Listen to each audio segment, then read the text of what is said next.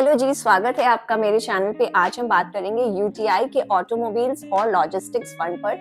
तो हम इस वीडियो में देखेंगे कि ये फंड के क्या-क्या फीचर्स हैं, कहाँ-कहाँ ये फंड इन्वेस्ट करती है, इसके टॉप स्टॉक पिकिंग्स देखेंगे, इसकी सेक्टोरल एलोकेशन देखेंगे, एक्सपेंस रेशियोज देखेंगे, किस टाइप की इस फंड ने परफॉर्मेंस दी है, आगे क्या स्कोप है इस फंड का, क्या हमें इस फंड में इन्वेस्ट करना चाहिए, नहीं इन्वेस्ट करना चाहिए, रिटर्न प्रोफाइल सब कुछ देखेंगे, पीयर्स देखेंगे अगर कोई है इस क्षेत्र में। तो ये सारे क्वेश्चंस को हम एड्रेस करेंगे थ्रू दिस शॉर्ट वीडियो। तो मैं आशा करती हूँ आप मेरे साथ बने रहेंगे till the end of the video. तो आइए शुरू करते हैं आज का video on UTI logistics and transportation fund. तो जी हाँ, नाम से समझ में आ रहा है हमको कि ये एक transportation and logistics focused fund है। ये एक ओपन एंडेड इक्विटी स्कीम है जो कि फोकस्ड है on transportation and logistics centre.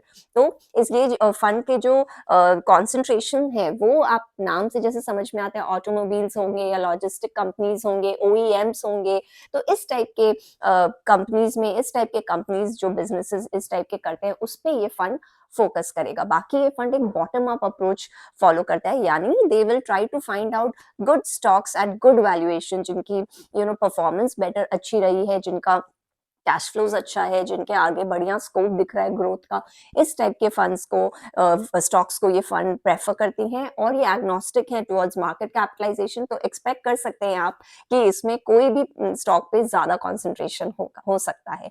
तो अगर हम इस फंड के स्कोप के बारे में बात करें तो लॉजिस्टिक्स एंड ट्रांसपोर्टेशन बहुत ही एक इम्पॉर्टेंट सेगमेंट होता है हमारे ओवरऑल इंफ्रास्ट्रक्चर में। इसके बिना देश में उन्नति का कोई स्कोप नहीं है। तो जब तक हमारा लॉजिस्टिक्स नेटवर्क इंफ्रास्ट्रक्चर अच्छा नहीं होगा तब तक हम और डेवलपमेंट की कैसे सोच सकते हैं। कुछ भी इंडस्ट्री हो या फिर कुछ भी काम हो, अगर लॉजिस्टिक्स अच्छे नहीं होंगे, ट्रांसपोर्टेशन अच्छा नहीं होगा, तो पूरा देश will come to a standstill. तो इसलिए इम्पोर्टेंट है कि हम अपने इस वाले क्षेत्र को काफी स्ट्रॉन्ग करें। और जिस तरह से हमारी गवर्नमेंट फोकस कर रही है टुवर्ड्स इंफ्रास्ट्रक्चर एंड लॉजिस्टिक्स, लगता है कि काफी बढ़िया इस सेक्टर में परफॉर्मेंस देखने को मिलेगी। क्योंकि आप देखें अभी जो हमारी गवर्नमेंट है, they are spending lakhs of crores of rupees और इनके काफी बड़े बड़े प्रोजेक्ट्स हो रहे हैं towards the expressways in India, Bharatmala, या फिर आप डेडिकेटेड ट्रांसपोर्टेशन कॉरिडोर्स देख लें। तो इस तरह के जो एकदम फोकस्ड काम हो रहा है, क्यों? क्योंकि हम भारत को एक वन स्ट्रॉन्ग नेशन के रूप में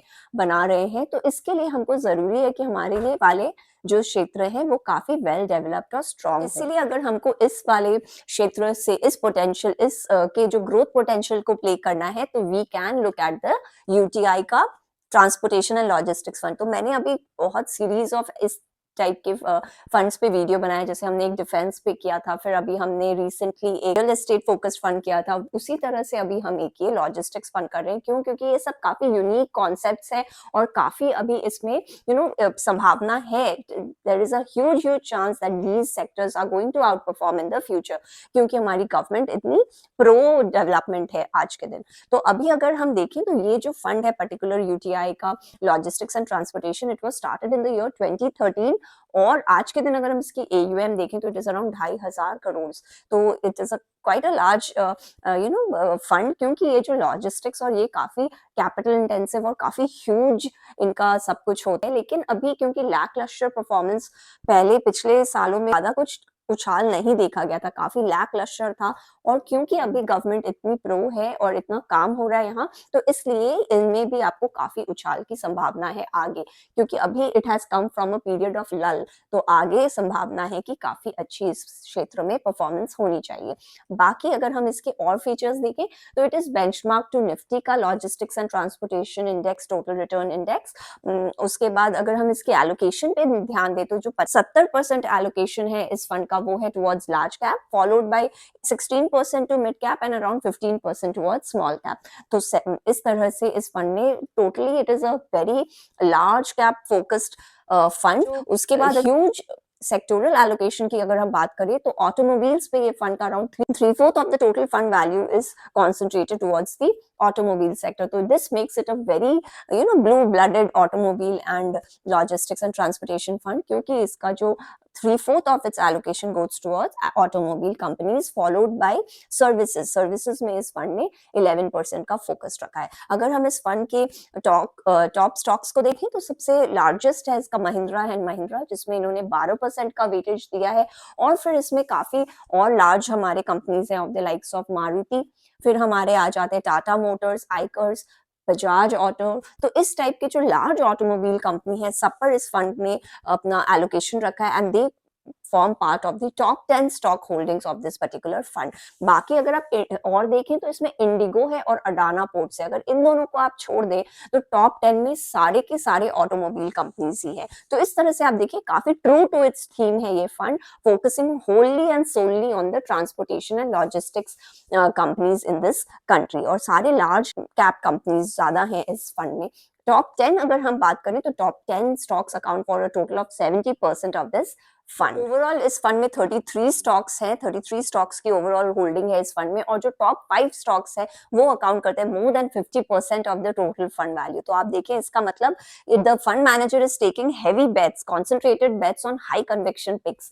तो इस तरह से आप देखें तो काफी कॉन्सेंट्रेटेड है, और जैसे हमने बोला टॉप 10 जो होल्डिंग्स है mostly focusing on auto companies. अगर हम इस फंड के परफॉर्मेंस की बात करें तो फंड ने अराउंड 18% का रिटर्न्स दिया है सिंस इंसेप्शन। तो 2013 में ये फंड फॉर्म हुआ था, तो 18% सिंस इंसेप्शन इस फंड में रिटर्न्स दिए। लेकिन अभी थोड़े लास्ट फ्यू इयर्स में इस फंड का काफी लैकलस्टर रहा है परफॉर्मेंस। क्यों? क्योंकि ऑटोमोबाइल जो इंडस्ट्री है वो भी काफी लल पीरियड से गया, काफी स्लो ग्रोथ रही है, ज्यादा सेल्स ग्रोथ नहीं देखने को मिली हमको इन दिनों, क्योंकि because of the pandemic in the recent times.